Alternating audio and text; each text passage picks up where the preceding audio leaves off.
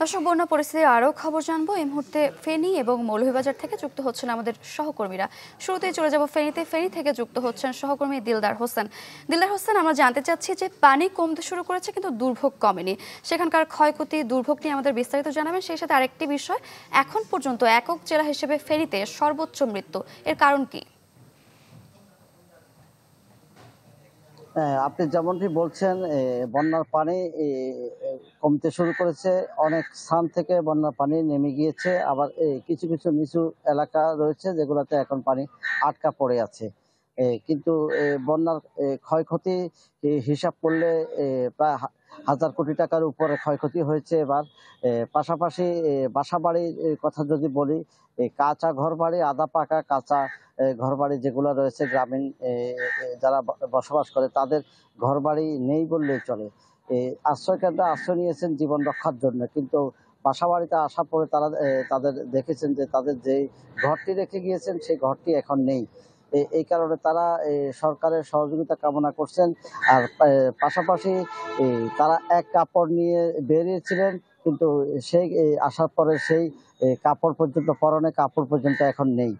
সব মিলিয়ে হিসাব করলে তাদের এখন বেঁচে থাকাটা কষ্টকর হয়ে গিয়েছে, যদি সরকারি বা অন্যান্য সহযোগিতা না পাওয়া যায়।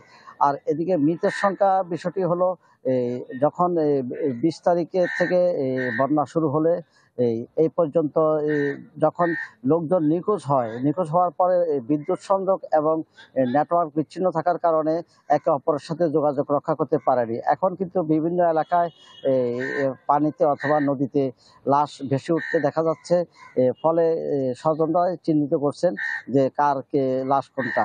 এই কারণে গতকালকে অনেকগুলো লাশ এসেছে। ওই আসার পরে স্বজনরা নিশ্চিত করার পরে এই লাশগুলো জানা গিয়েছে, এবং রাত্রে জেলা প্রশাসকের নেতৃত্বে যে সভা হয়েছে রাত 11টা পর্যন্ত ডিসি অফিসে, ওইখান থেকে আমাদেরকে জানিয়েছেন, গণমাধ্যম কর্মীদেরকে জানিয়েছেন যে এই পর্যন্ত বন্যায় 17 জনের মৃত্যু ঘটেছে। তবে প্রশাসনের সহযোগিতা এখন খুবই প্রয়োজন, সরকারের সহযোগিতা। সারিকা। দিলদার হোসেন, আপনাকে ধন্যবাদ। দর্শক, এবারে মৌলভীবাজারের খবর জানাতে যুক্ত হচ্ছেন সহকর্মী আব্দুর রব। মৌলভীবাজারে পানি কমতে শুরু করেছে, সেক্ষেত্রে বানভাসীরা নিজ গৃহে ফিরতে শুরু করেছে কিনা এবং সেখানকার সবশেষ খবর আমাদের জানাবেন। জি সারিকা, আপনি যেমনটা বলছিলেন, আসলে মৌলভীবাজারে বলা চলে যে বন্যা পরিস্থিতির অনেকটাই উন্নতি হয়েছে, এবং যে যারা বাড়িঘর ছেড়ে গিয়েছিলেন বিভিন্ন আশ্রয় কেন্দ্রে, তারা আসলে তাদের বাড়িঘরে ফিরতে শুরু করেছেন, এবং তারা যে বাড়িঘর রেখে গিয়েছিলেন সেই বাড়িঘর আসলে অনেকটা ভাঙা অবস্থায় রয়ে গেছে, যার ফলে অনেকে বিভিন্নভাবে অনেক কষ্ট করে আসলে বসবাস করতে হচ্ছে, অনেকে তাঁবু টাঙ্গিয়ে থাকছেন।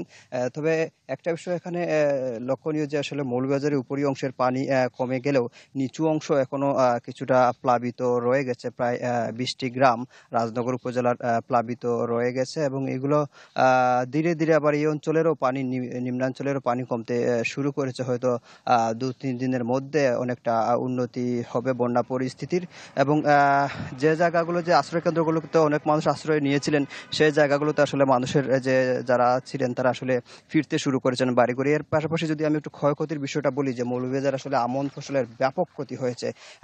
যেটা হচ্ছে যে কৃষকদের সাথে আমরা আলাপ করেছি, তারা জানিয়েছেন যে প্রায় 60-70% আমন ফসল ক্ষতি হয়েছে। পাশাপাশি ইতিমধ্যে প্রায় 300 কিলোমিটার রাস্তা ক্ষতিগ্রস্ত হয়েছে, এবং অন্যান্য ক্ষয়ক্ষতির নিরূপণের কাজ চলছে প্রশাসন থেকে, আমাদের এমনটা জানিয়েছেন। সারিকা। আব্দুর রব, ধন্যবাদ আপনাকে। দর্শক, বন্যা পরিস্থিতির খবর জানাতে ফেনী এবং মৌলভীবাজার থেকে যুক্ত হয়েছিলেন আমাদের সহকর্মীরা।